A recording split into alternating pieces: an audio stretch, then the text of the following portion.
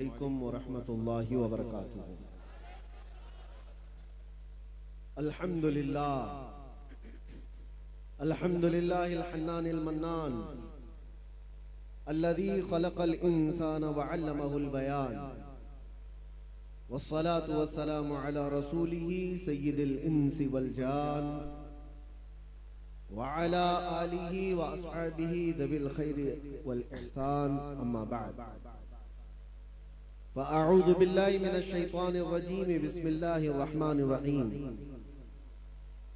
इन यंसुरकुमुल्लाहु फला गालिब लकुम व इन यख़ज़ुलकुम फमन ज़ल्लज़ी यंसुरुकुम मिन बअदिही व अलल्लाहि फल्यतवक्कलिल मुमिनून। सदक़ल्लाहु मौलानाल अज़ीम। बारगाह रिसालत मुआज़ सल्लल्लाहु तआला अलैहि वसल्लम ने दुरूद पाक का हदिया पेश करें। अल्लाहुम्मा सल्लि अला सय्यिदिना मुहम्मद व अला आलिहि व अस्हाबिहि व बारिक व सल्लिम व अला आलिहि व अस्हाबिहि व बारिक व सल्लिम सलातन दाइमतन सरमदन अबदा। अज़ीज़ान गिराम वक़ार, रात काफी हो चुकी और मजमे में जितना जोश भरना था मद्दाए रसूल अहमद अली साहब ने भी भर दिया। और फिर मैं स्टेजों पर देखता हूँ कि हमारी उम्मत के दुबले पतले कफील का जब ये हाल है तो मोटे ताजे जलील का क्या होगा। आवाज यही होती है कि उम्मत को बेदार करने के लिए, और दुनिया खौफज़दा इन्हीं आवाजों से है। इसके अलावा हमारे पास बचा क्या है? हमारे पास क्या है? और जिस चीज से लोग खाइफ हैं, डरे हुए हैं, हमारा जुब्बा, हमारा अमामा, ये सारी चीजें नहीं है। उन्हें पता है कोई एक चीज अंदर से निकलती है जो इनकलाब लाती है। जलसे जुलूस और ये प्रोग्रामों से मैं काफी अपने आप को रोकता रहा, और अभी भी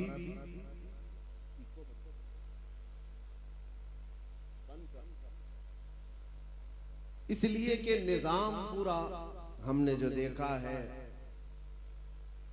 हमारे दरमियान बदनज़मी ज्यादा हो जाती है। स्टेज पर भी, जलसों में भी भीड़ भाड़, लोग इसको तानो तशनी भी करते हैं। सुन्नियों के पास डिसिप्लिन नहीं है, और हमें लेकर के भी बहुत सारे एतराज़ात उठते हैं। जलसों में ऐसे मामलात हो जाते हैं। मेरे अजीजों, हम बच रहे थे, लेकिन रोजाना लोगों की इतनी ज्यादा मांग के हर जगह पर लोग चाहते हैं कि जलसा हो जाए, प्रोग्राम हो जाए।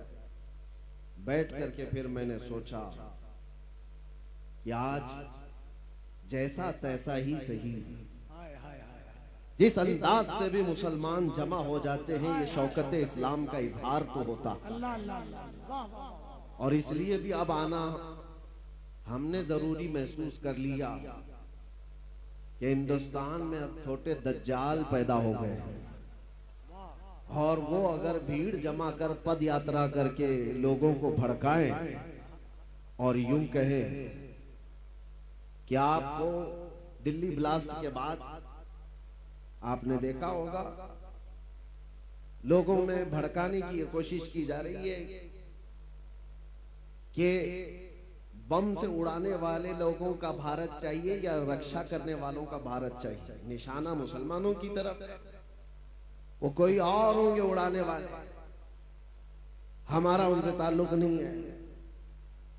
लेकिन हम भी आपसे ये कहते हैं, हाँ हम भी जवाब में कहते हैं, हमें भारत कौन सा चाहिए? गोली मारने वाले गोडसे का नहीं चाहिए, हर दिल में मोहब्बत पैदा करने वाले गरीब नवाज का चाहिए।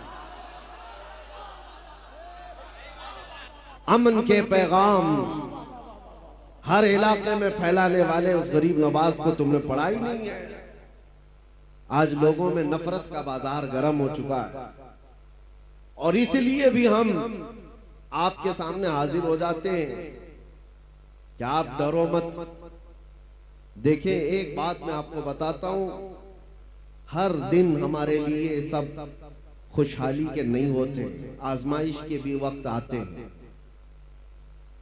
चांद को भी गहन लगता है, लेकिन जब छट जाता है तो फिर आबो ताब के साथ चमकता भी है।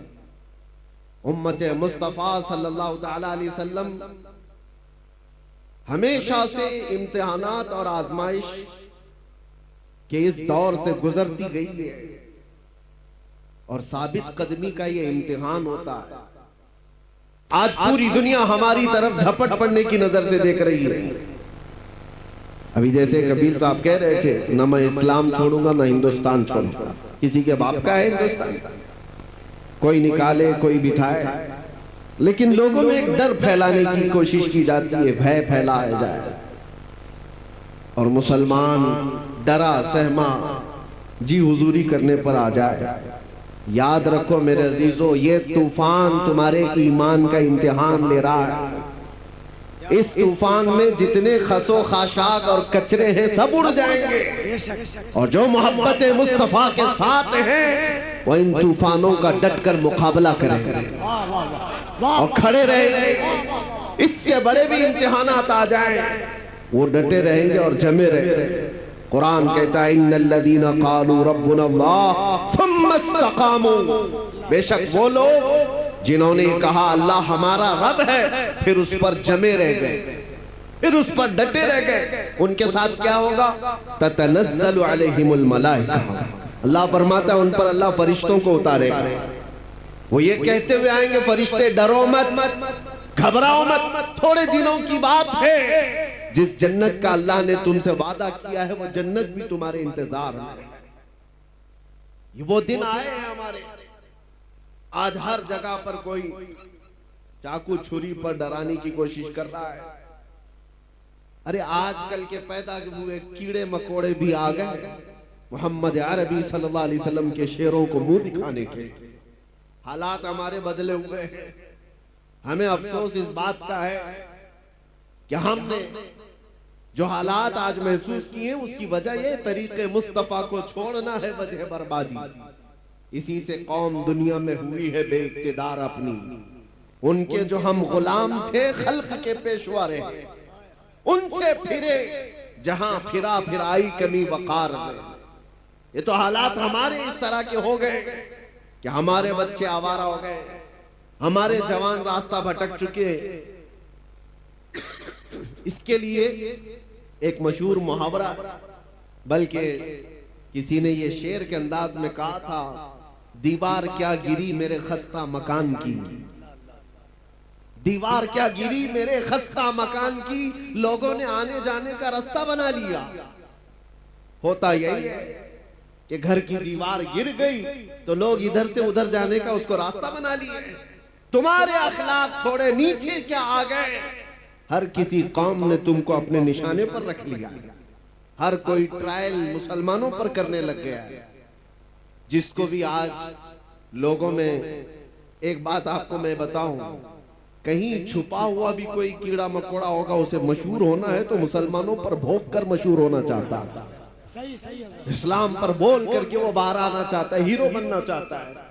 हीरो बनने की ये जो होड़ लगी हुई है, हैरत की बात है, तुम्हें उस तरह की सस्ती शोहरत में भी हम ही याद आते हैं, वहां पर भी हमारी जरूरत होती है।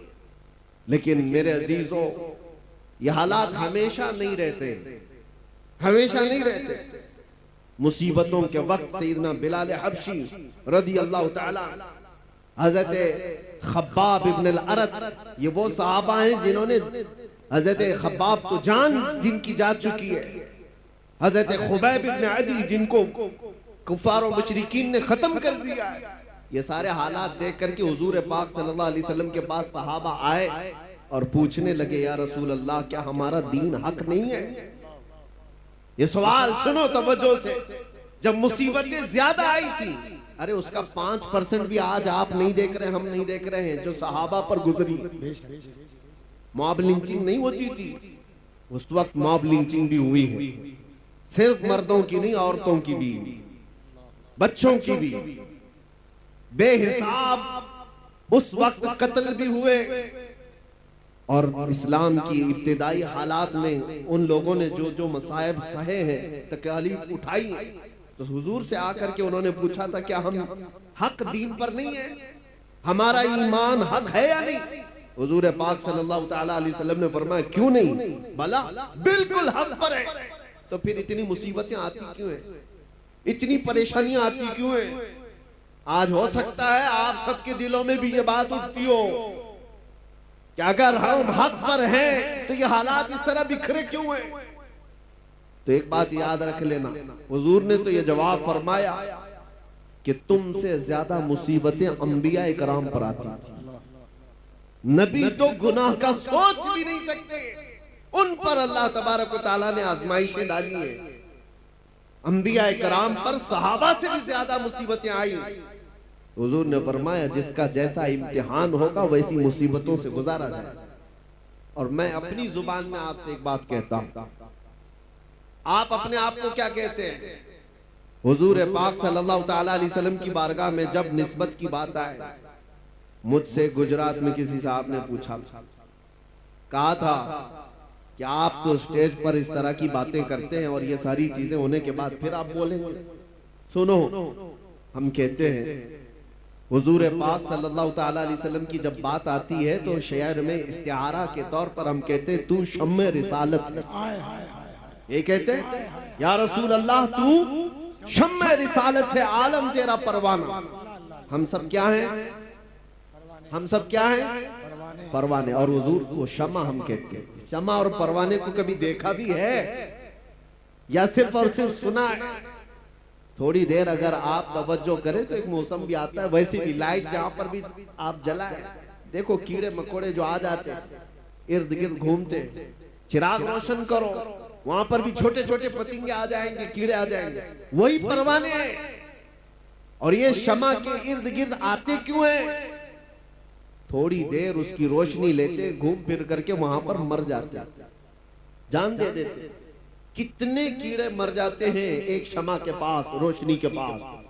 तो आप कभी उन पतंगों को पूछो, अपने भाइयों को भी मरते हुए देख रहे हो, फिर जाते क्यों हो?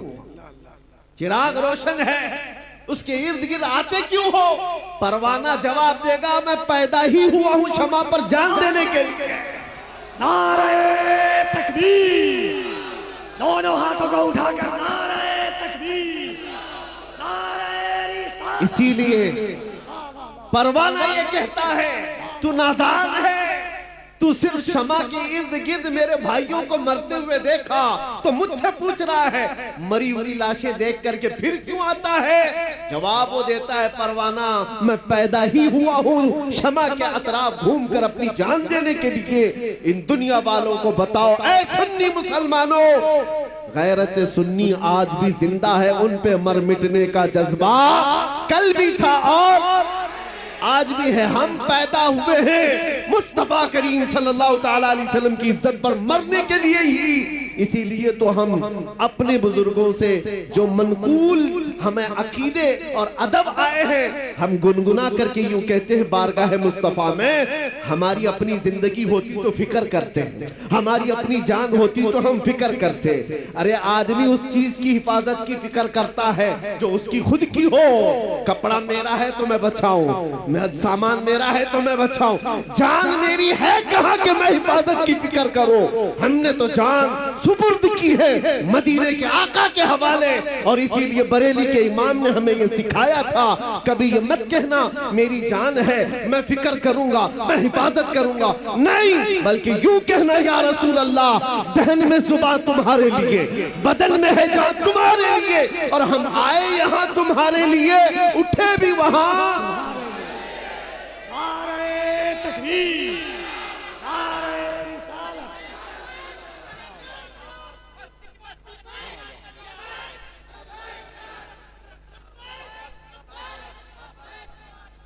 आप तवज्जो करें, हम आए यहां तुम्हारे लिए और उठे भी वहां। अरे वो परवाह करे जिसे मरने का डर हो। और दूसरी बात ये भी मैं बताऊं, आपको डर किस चीज का बिठाया जा रहा है, किस चीज से खौफजदा हो, भागते किस चीज से हो? सबसे लास्ट इस दुनिया में कुछ होने वाला है तो मौत है।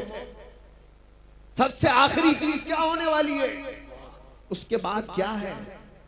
सजाएं जितनी भी है, सबसे हाईएस्ट सजा मौत है। और मौत उसके लिए डरावना सपना है जिसको जलना है, जलना है, जलना है। और मोमिन के लिए डरावना सपना नहीं है, ये तोहफा है। इधर आंख बंद हुई, उधर दीदारे मुस्तफा हुआ।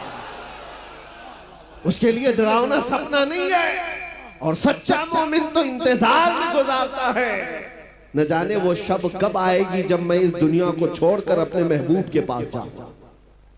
हाँ मेरे अजीजों, हम वो लोग नहीं है। इसीलिए इकबाल ने कहा था, अंग्रेजों ने परख करके देखा था तुम्हारी तबीयत को, और उसके बाद ये जुमला कहा था, ये फाका कश मौत से डरता नहीं जरा, ये फाका कश मौत से डरता नहीं जरा। हकीकत है ये। अंग्रेजों ने जो कहा था, ये भूखे रहते, प्यासे रहते। फाका कश किसको कहते हैं?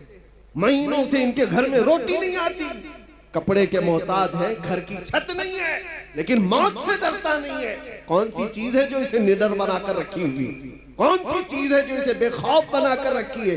अंग्रेज कहता है रूह मोहम्मदी इसके बदन से निकालता। रूह मोहम्मदी, सारी दुनिया इसी के चक्कर में है कि वो रूह मोहम्मदी जो इनके पास है उसे निकालता। आखिर हद तक मेरे अजीजों, दुनिया जिस चीज की कोशिश करती रहेगी वो यही है। आपको क्या लगता है वो तुम्हारे रोटी, कपड़ा, लत्ता, जगह, मकान इसके दुश्मन है? नहीं। आला हजरत फरमाते हैं कि तुम्हारी जो दुश्मनी है, तुम्हारे सिलसिले में शैतान जिस चीज से परेशान है वो क्या है? आंख से काजल साफ चुरा ले, या वो चोर बला के तेरी गठरी ताकी है और तूने नींद निकाली है।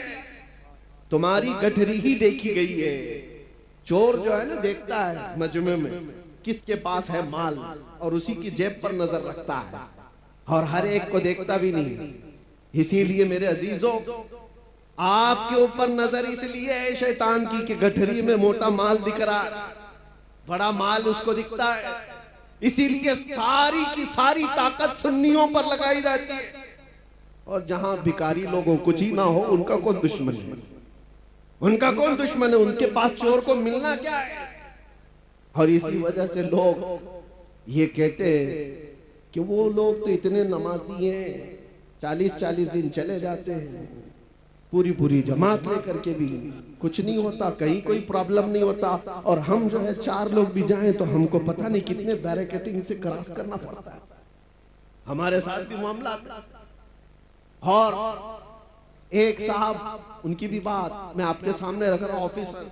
मैंने कहा साहब, इतनी बड़ी बड़ी जमातों को आप कुछ नहीं कहते, मैं अकेला आदमी, मेरे आगे पीछे कुछ भी नहीं, और सारे संतरी, सारे पहरेदार मेरे पीछे लगा देते हो। कहा वो बेजरर है, वो बेजरर है, जुमला था। वो नुकसानदेह नहीं है, नुकसानदेह नहीं है। वो कहीं पर भी जा सकते हैं, ताकि वो इजराइल में भी जा सकते हैं, कोई मसला नहीं। आपसे प्रॉब्लम है। कहा क्यों? आपसे प्रॉब्लम ये है कि वो बोलते कुछ नहीं और बोलते आप सबसे ज्यादा। तो कहा मेन मसला बोलने का, समझ में यही आया, बोलने का। तब फिर हमने आपको एक बात उनको ये कहा, आपकी सिक्योरिटी, आपकी अमन और शांति सब मुबारक हो। अगर बोलने में कंप्रोमाइज करने ही पर वो सारी छूट मिल सकती है तो 1000 बार मार दो, हमको वैसी छूट की जरूरत नहीं है।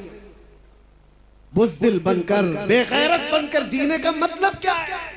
तुम आज रोक सकते हो, इंशाअल्लाह कल रब तबारक व तआला हालात सही फरमा दे। आज तुम पाबंदियां लगा सकते हो, हमारे ऊपर किस चीज के लिए पाबंदियां? सिर्फ इसलिए कि हक बात बोलना है, हुजूर पाक की इज्जत के बारे में बोलना है। और सबसे बड़ी बात यह है कि लोगों को उठाना नहीं है, बेदार नहीं करना है। इश्क रसूल पर लोगों को उठाना नहीं। ये मैं अंदर की बातें बता रहा हूं।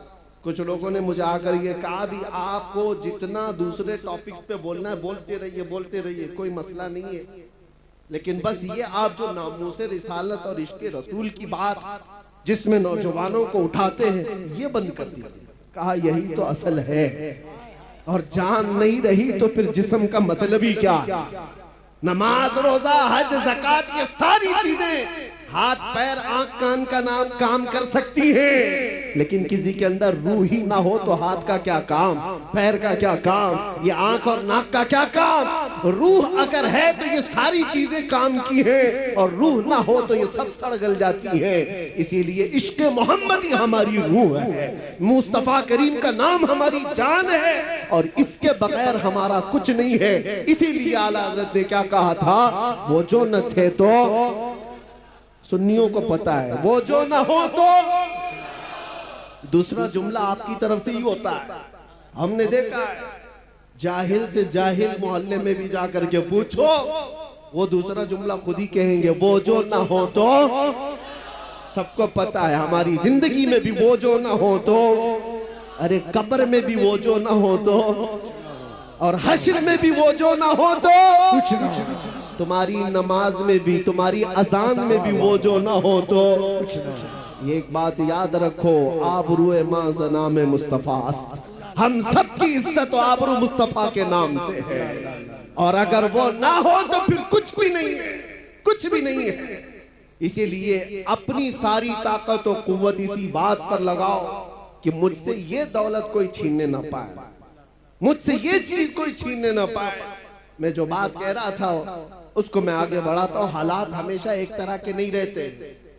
लोग अगर ये समझते ताकत के नशे में कि सब कुछ अब जैसा चाहे वैसा चला लेंगे, तो बाज औकात कुत्ता भी जो बैलगाड़ी के नीचे चलता है वो यही सोचता है पूरी बैलगाड़ी मैं ही चला रहा हूं, उसको भी ऐसा लगता है। और लोग डर जाते हैं, स्टेज वाले भी, मैं जैसे ही कुत्ता कहता हूं। आपको डरने की जरूरत नहीं, खौफजदा होने की जरूरत नहीं। मेरे अजीजों, हमने ये उसका इजहार भी कर दिया, जिनको तकलीफ थी हमने उसके जवाब में कह दिया, आपको तकलीफ होती है किसी को भी कुत्ता कहने से, लेकिन मुझे नहीं होती। आप मुझे 1000 बार कुत्ता कहो, लेकिन इसका उसका नहीं, दरबारे रिसालत का। हम खुश होंगे, हमारी पहचान ही वो है। सगे तैबा सब कह कह के पुकारे बेदम, यही रखियो मेरी पहचान मदीने वाले। हमें सब इस बात से डर नहीं है। आज से मैं कहता हूं कि हालात हमेशा के नहीं रहते। सहाबा इकराम रिज़वानुल्लाह ताला अलैहिम मजमाइन ने बदर के हालात देखे, उहद के हालात देखे, खैबर के हालात, खंदक के हालात देखे, और हुदैबिया में सुलह के हालात भी देखे। ऐसा वक्त भी आया था कि मक्का के कुफ्फार और मुशरिकीन ने जोर जबरदस्ती कर डाला था, सारी अपनी पसंद की सुलहनामे में शर्तें लगा रखी थी कि मदीने से कोई भाग करके आएगा तो हम वापस नहीं करेंगे, मक्का से कोई भाग कर जाएगा तो आपको वापस करना पड़ेगा। सब सहाबा ने देखा था ये दबी हुई सुलह है, ये झुक करके मानने वाली बात है। ये वक्त हमेशा नहीं रहता। सहाबा ने उस वक्त, जानते हो, बेचैनी और बेकरारी में कहां तक पूछा था। सैयदना उमर इब्न खत्ताब, ये आज के हालात पर मैं बात कर रहा, हो सकता है कोई भी इसमें इस तरह के ख्यालात लेकर के बैठा हो कि हम हक पर हैं तो ऐसे हालात क्यों बने हुए। हजरत उमर ये चाहते थे कि जंग हो जाए, हम मक्का वालों से जंग करके उम्रा कर लेंगे, हम 1400 की तादाद में। हुजूर मना कर रहे थे कि नहीं, जंग की जरूरत नहीं, हाजत नहीं, मैं जो देख रहा हूं वो तुम नहीं देख रहे। हजरत उमर जा करके सहाबा को पकड़ पकड़ कर कह रहे थे क्या जंग की तैयारी नहीं कर सकते। यहां तक कि हजरत अबू बकर सिद्दीक के पास आकर के उन्होंने कहा, हजरत उमर ने, कि अबू बकर चलो रसूलुल्लाह से बात तो करते हैं कि जंग करेंगे हम, हमें ये सुलह करने की जरूरत क्या है। हजरत अबू बकर सिद्दीक ने उनको कंधा हिला करके क्या कहा था जानते हो?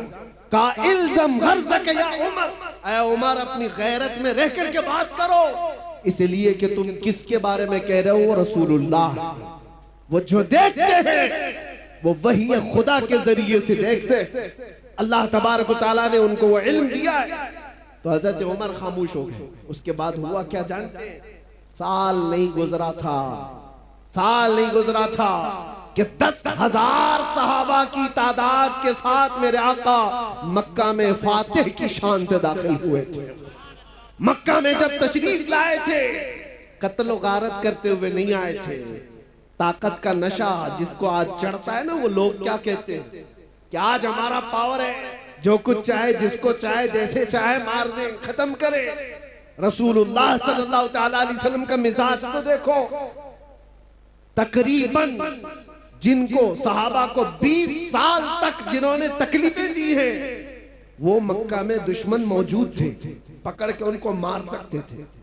हुजूर पाक जब मक्का में तशरीफ लाए, सहाबा सब साथ में ऐलान हो रहा था। सहाबा कह रहे थे अल यौम यौमुल मलहमा, आज तो गोश्त के छितड़े उड़ाने का दिन है, दुश्मनों को पकड़ के मारेंगे। नबी आखिर ज़मान सल्लल्लाहु ताला अलैहि वसल्लम ने क्या फरमाया? नहीं, अल यौम यौमुर रहमा, आज का दिन रहम करने वाला दिन, माफ किए जाएंगे सब। मक्का के उन पुराने दुश्मनों को रसूलुल्लाह सल्लल्लाहु अलैहि वसल्लम ने माफ कर दिया। ताकत जब किसी के पास आए तो रसूलुल्लाह को देखे। मेरे आका सल्लल्लाहु अलैहि वसल्लम का मिजाज क्या है? कमजोरों को या मगलूब लोगों को पकड़ करके मारा नहीं है, उन्हें माफ किया है। नबी पाक सल्लल्लाहु ताला अलैहि वसल्लम ने उन्हें आजाद किया। ये भी नहीं कि जो कहते हैं कि तलवार की नोक पर इस्लाम फैलाया जा रहा, तलवार की नोक पर फैलाया जाता तो मेरे अजीजों कुछ भी बाकी नहीं रहता। तलवारें बहुत सालों तक लोगों के पास रही, इस्लाम तलवार की नोक पर नहीं फैलाया गया। जिसको ऐसा लगता हो, जिसके पास ऐसी तारीख आई हो, वो झूठी तारीख हो सकती है। सच्चाई ये है कि अल्लाह के हबीब सल्लल्लाहु ताला अलैहि वसल्लम के उन अजीम अखलाक को देखकर सहाबा दामन इस्लाम से वाबस्ता हुए थे और दुनिया एक बड़ी जमात के साथ इस्लाम को अपना रही थी और आज भी अपनाती है। आज बताओ जो नए यूरोप अमेरिका में दाखिले इस्लाम हो रहे हैं, उनको कौन तलवार की नोक पर बुलाता है? उनको कौन गर्दन पर तलवार रखता है? पढ़ो, इस्लाम की सच्चाइयों को तो समझ में आएगा। लेकिन मेरे अजीजों, आपसे ये बात अर्ज करना है मुझे कि हालात हमेशा एक तरह के नहीं होते। आज तुम्हारा इम्तिहान है, आज तुम्हारी आजमाइश का वक्त है और इसी आजमाइश और इसी इम्तिहान के वक्त के लिए ही मैंने कहा था कुछ देर की खामोशी है। इसी के लिए तो कहा था। बाकी का जुमला आप करें, बाकी सबको पता है। हम तो अंदर भी गए थे, तब भी हमारा इस्तेकबाल कैदियों ने यही बोल करके कहा।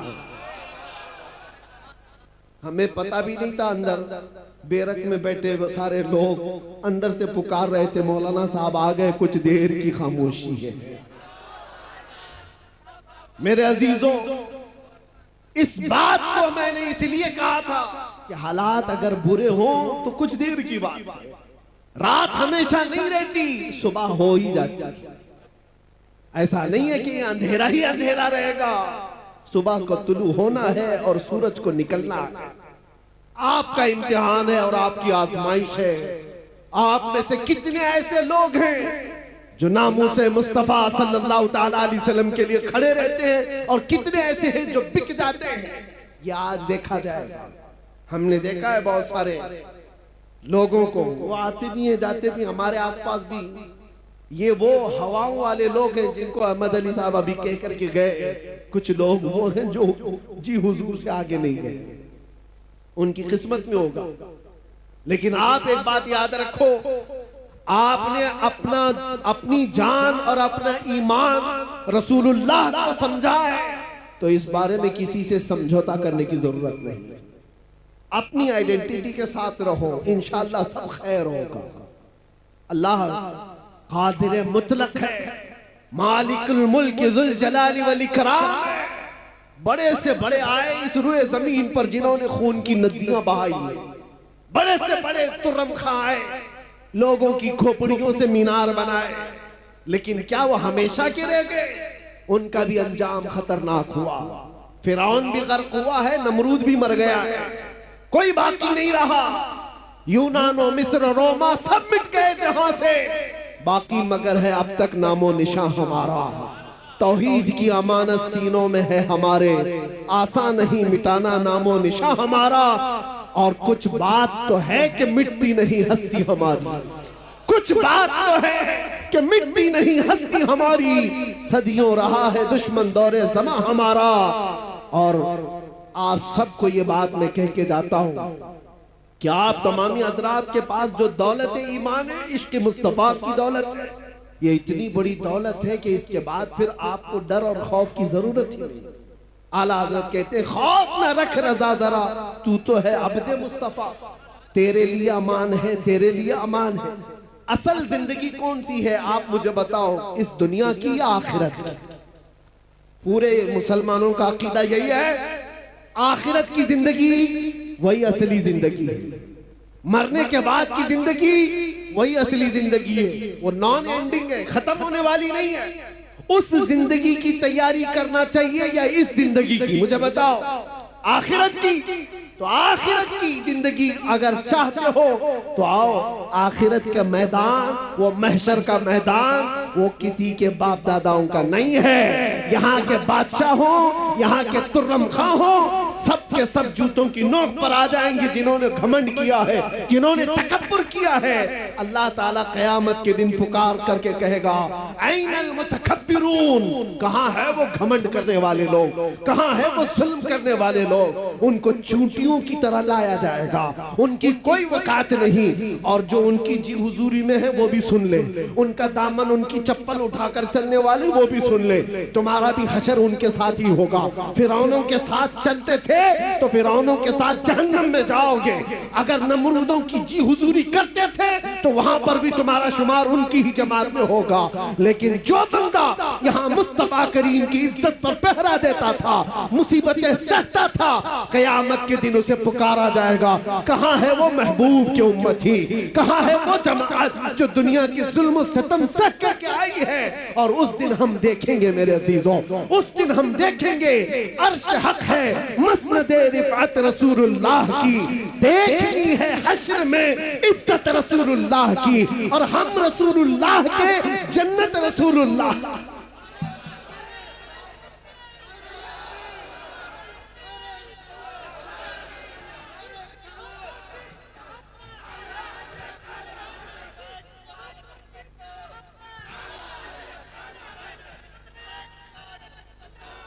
मैं ये नहीं कहता कि यहाँ कुछ भी नहीं होगा। अल्लाह तबारक व तआला अगर यहाँ मदद फरमाए तो फिर तुम पर कोई गालिब भी नहीं आएगा।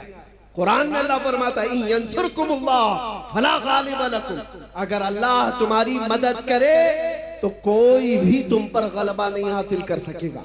वही यखदुलकुम फमन दल्लज़ी यंसुरकुम मिन बादी, और अगर अल्लाह तबारक व तआला तुम्हें छोड़ दे तो फिर उसके बाद कोई और मदद भी नहीं कर सकेगा। यहाँ की जो आदमी है, मायूस न हो, घबराओ मत, अल्लाह ताला ने जो वादा फरमाया है वो बरहक है। अगर तुम आखिरत के लिए जीते हो तो फिर तुम्हारी जिंदगी कामयाब है। डरो मत, थोड़ी मुसीबतें सह करके यहाँ से निकलना ही। आज या कल हम रखते सफर बांध लेंगे। कुछ वो लोग हैं जो पिछले साल तुम्हारे साथ थे, वो आज जा चुके। हो सकता है हम में से जो आज बैठे हैं अगले साल वो ना रहे, अगली सुबह भी ना रहे, किसी का भरोसा नहीं। हम सब मुसाफिर हैं, चल रहे हैं और निकल जाएंगे। अगर आखिरत की जिंदगी हमेशा की समझते हो, आखिरत का तस्वुर तुम्हारे दिल और दिमाग पर हावी है, तो फिर यहाँ की इन तमाम चीजों पर नजर मत रखो कि क्या जा रहा है यहाँ पर। बस अपना ईमान बचा करके रखो, और इज्जत तो उस दिन देखनी है। फकत इतना सबब है इन इकादे बज़्म महशर का। और आपको मैं बताऊं, एक सहाबी है हजरत अनस रदियल्लाहु ताला, सबके लिए है यह हदीस। वो कहते हैं एक ऐसी हदीस है जिसको सुनने के बाद मुझे जिंदगी में सबसे ज्यादा खुशी हासिल हुई। हजरत अनस कहते हैं, कौन सी है? हुजूर पाक सल्लल्लाहु ताला अलैहि वसल्लम से हजरत अनस ने पूछा, या रसूल अल्लाह सल्लल्लाहु ताला अलैहि वसल्लम, क़यामत का हाल क्या होगा? हुजूर ने फरमाया, अल मरउ मअ मन अहब्ब। हुजूर फरमाते हैं, ऐ अनस, दुनिया में जो जिसके साथ मोहब्बत करता था, क़यामत के दिन भी वो उसी के साथ उठाया जाएगा। ऐ लोगों, किसी लैला के मजनू बनने की जरूरत नहीं। हाँ, ये झूठे आशिक हैं, ये झूठे आशिक हैं। जो हमारे पास कितने किस्से हैं ऐसे। ये नौजवान ये समझते हैं इश्क मोहब्बत वगैरह ये सारी चीजें लड़के लड़की की हैं, बस काफी हैं, इसी में अपनी जिंदगी गुजार लेंगे। तो अल्लाह ने वैसे भी जोड़े लिखे हैं, सबके हिस्से में आ ही जाएगी इंशाअल्लाह। लेकिन उसके लिए ये जो मजाजी इश्क का ढोंग है, अरे तेरे चांद लेके आऊंगा, तारे लेके आऊंगा, आसमानों से वो तोड़ लाऊंगा। महबूबा को बोलता रहा, कितनी महबूबाएं शादी के बाद हमसे आकर शिकायत कहती हैं, अब तो राशन आटा दाल भी नहीं लाता। ये तो तारे लाने वाला था, ये तो चांद लाने वाला था। ये मजाजी इश्क के दावे हैं, फजूल हैं, कुछ नहीं होते। हाँ, हकीकी इश्क वो है, तुमने एक बार मेरे मुस्तफा से कहा या रसूल अल्लाह, लब्बैक या रसूल अल्लाह कहा। वो रसूल पाक सल्लल्लाहु ताला अलैहि वसल्लम इतने गैरतमंद हैं कि दुनिया में भी तन्हा होने नहीं देते, कब्र में भी तन्हा होने नहीं देते, और हश्र में भी हाल ये है। मेरे आका फरमाते हैं, एक कंधे पर मेरी चादर होगी, वो गिर रही होगी, मैं उसको एक हाथ से संभाल रहा होगा और दूसरे हाथ से मेरे उस आशिक उम्मती को पकड़कर जन्नत में ले जा रहा होगा। जो ना भूला हम गरीबों को रजा, याद उसकी अपनी आदत कीजिए।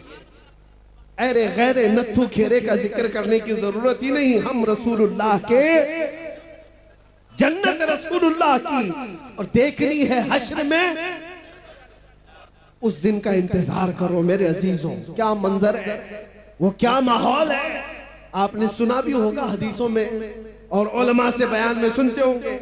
ये उम्मत, ये मखलूक आदम अलैहिस्सलाम के पास जाती है अपनी सिफारिश के लिए। आदम अलैहिस्सलाम भेजते हैं नूह अलैहिस्सलाम के पास, इज़हबू इला गैरी, मेरे अलावा किसी और के पास जाओ। नूह अलैहिस्सलाम दूसरे नबी के पास भेज रहे हैं, ऐ मखलूक खुदा, ऐ इंसानों का हुजूम, जाओ किसी और नबी के पास, आज मेरे ही लिए मसला है। नफ्सी नफ्सी का वो जिक्र कर रहे हैं। ये सुना है ना हदीस आपने, 1,24,000 कमोबेश अंबिया कराम के पास ये उम्मत, बल्कि ये पूरी इंसानियत घूमती रही सिफारिश करवाने के लिए कि अल्लाह हमारा हिसाब तो शुरू कर दे। अल्लाह ताला जलाल में है, अल्लाह का कहर और उसका गजब, अल्लाह तबारक व तआला अपने कहर और गजब में है। सारी मखलूक खुदा सारे नबियों के पास घूमती रही, फिर आखिर में आती कहां पर है? ये इंसानियत जमा कहां होती है? मैं ये नहीं कह रहा कि ये सिर्फ मुसलमान जाएंगे, ये हदीस में है आदम अलैहिस्सलाम से लेकर क़यामत तक पैदा होने वाले तमाम इंसान जाएंगे, चाहे वो काफिर हो, चाहे वो मुशरिक हो, चाहे वो कोई भी हो, सब के सब साथ मिलकर के नबियों के पास घूमेंगे, क्योंकि हिसाब ही नहीं शुरू हुआ है।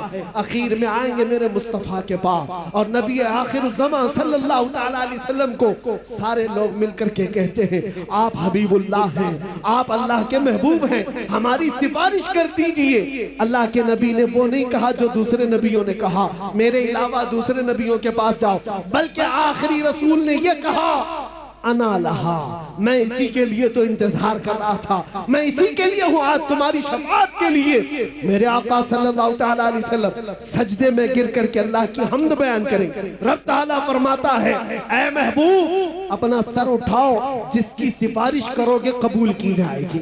मैं आपसे पूछता हूँ, तवज्जो, मैं आपसे पूछता हूँ कि ये सारा मंजर आपको भी पता है कि सारे लोग कहां जाएंगे? आदम अलैहिस्सलाम के पास, नूह अलैहिस्सलाम के पास, इब्राहिम अलैहिस्सलाम के पास, इस्माइल अलैहिस्सलाम के पास, मूसा अलैहिस्सलाम, ईसा अलैहिस्सलाम, सबके पास जाएंगे। ये पहले से बताया गया है, बार बार सुनाया गया है। तो फिर मरने के बाद क़यामत के दिन डायरेक्ट रसूलुल्लाह के पास क्यों नहीं चले जाते? सबको मालूम है, सुन भी रखा है, अचानक होने वाली चीज थोड़ी ना है, बचपन से सुनते आ रहे इस हदीस को। उस दिन ये सारे लोग जो सुने हुए हैं मुसलमान, ये भी डायरेक्ट रसूलुल्लाह के पास क्यों नहीं चले जाते? सबको पता है आखिर में वहीं से होना है। ये घूम रहे क्यों? इधर से उधर, उधर से इधर, इधर से उधर, उधर से इधर। उस दिन मेरे अजीजों मेमोरी निकाल ली जाएगी, दुनिया के तमाम मामलात याद नहीं रहेंगे, घुमाया जाएगा और आखिर में मेरे मुस्तफा के पास लाया जाएगा। क्यों? आला हजरत इस मंजर को बयान करते हैं। क्यों? इसलिए खलीलो नजी मसीहो सफी सभी से कहीं न बनी। खलीलो नजी मसीहो सफी सभी से कहीं ना बनी।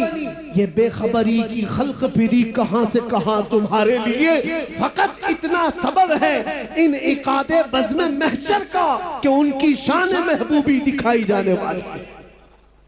क़यामत के दिन भी उनकी शान महबूबी दिखाई जाने वाली है। ऐ सुन्नी मुसलमानों, अपने नबी आखिर ज़मान सल्लल्लाहु तआला अलैहि वसल्लम की इज्जत पर मर मिटने वाले आप नबी पाक सल्लल्लाहु तआला अलैहि वसल्लम की इज्जत पर मर मिटने वाली कौम हो तो फिर इंतजार करो, आखिरत में वो इज्जत सबके लिए रखी गई है। आखिरत में वो इज्जत हमें देखनी है। अर्श हक है मसनद रिफात रसूलुल्लाह की, देखनी है हश्र में इज्जत रसूलुल्लाह की। आज तुम्हें कोई इज्जत दे रहा है नहीं दे रहा है इसकी परवाह मत करो। इज्जत देने की सर्टिफिकेट यहां किसी के पास नहीं है। ये जो सारे मामलात हैं ये इंसानों के, आज जो आप देख रहे हैं, मैंने देखा है बुजुर्गों ने हमें ये तालीम दी है। ये जो मजमा इज्जत देता है ये थोड़ी ही दिनों में इज्जत खींच भी लेता है। इनकी परवाह मत करो। इज्जत देने वाला अल्लाह रब्बुल इज्जत है और कुरान में फरमाता है वलिल्लाहिल इज्जतु वलिरसूलिही वलिलमुमिनीन। अल्लाह के लिए इज्जत है, रसूल के लिए इज्जत है और ईमान वालों के लिए इज्जत है। और जो लोग ये सोच रहे हैं कि दौलत में इज्जत हो जाए, शोहरत में बड़ी इज्जत है और खूबसूरती में बड़ी इज्जत है, ये कब तक की है जानते हो? कब तक की है? हमने बड़े बड़े खूबसूरत लोग भी देखे, चेहरे पर झुर्रियां पड़ गई तो लोग उन्हें छोड़ दिए। माल वाले भी देखे, जब गुर्बत आ गई, गरीबी आ गई तो दुनिया उनसे दूर हो गई। जो लोग आसपास घूमते फिरते थे सब कट गए। ओहदे वाले भी देखे, मनसब वाले भी देखे। मनसब पर बैठा हुआ मंत्री था, गुजरता था तो लोग सलाम मारते थे। खत्म हो गया तो अभी कोई खैरियत पूछने वाला भी नहीं। मनसब से इज्जत, दौलत से इज्जत, खूबसूरती से इज्जत, ये सिर्फ और सिर्फ टेम्पररी है, आर्जी है।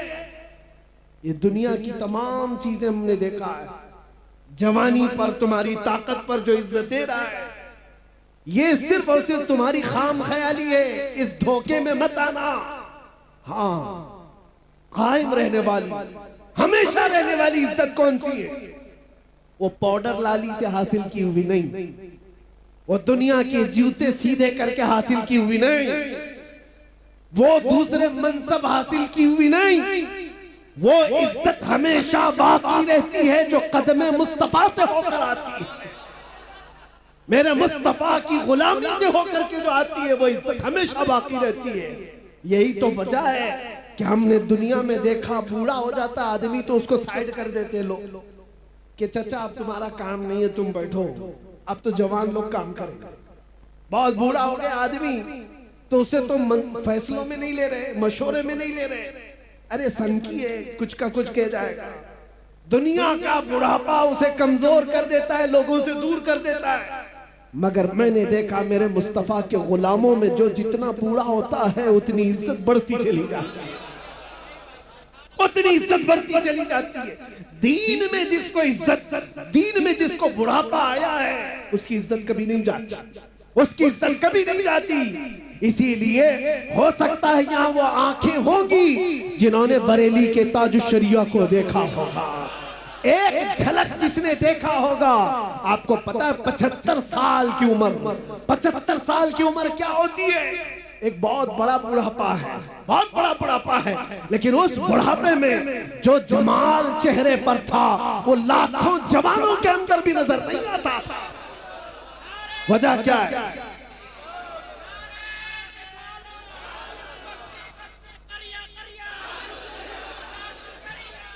आज भी मेरे अजीजों वो बुढ़ापे हमने देखे हैं।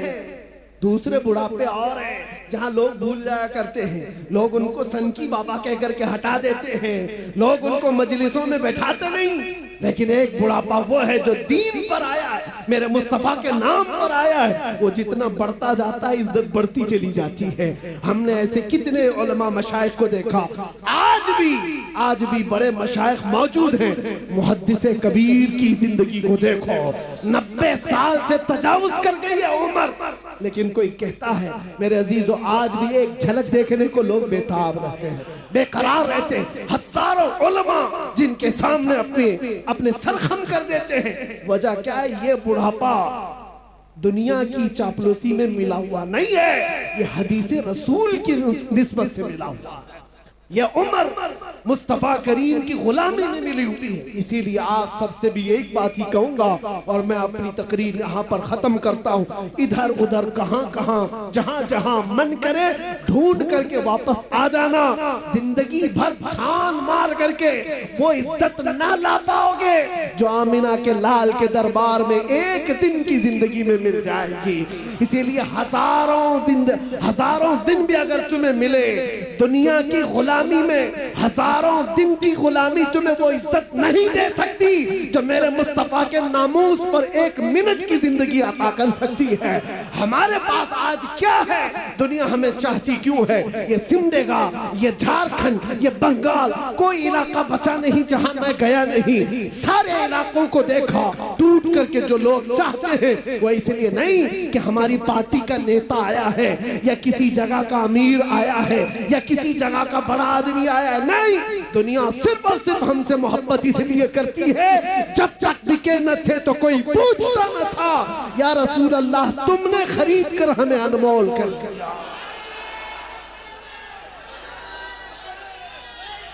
या रसूल अल्लाह तुमने खरीद कर हमें अनमोल कर दिया। आ जाओ और इसी बात पर हम गुफ्तगू खत्म करते हैं कि मोहम्मद से वफा तूने तो हम तेरे हैं। ये जहां चीज है क्या लाहो कलम तेरे हैं। कुव्वते इश्क से हर बस्त को बाला कर दो, दहर में नामे मोहम्मद से उजाला कर दो। और दुनिया कुछ नहीं देती, जितना देती उससे डबल ले लेती है। इसलिए आला हजरत की इस बात पर कुर्बान जाओ। कौन देता है देने को मुंह चाहिए। अरे देने वाला है सच्चा हमारा नबी। लब्बैक या रसूल अल्लाह।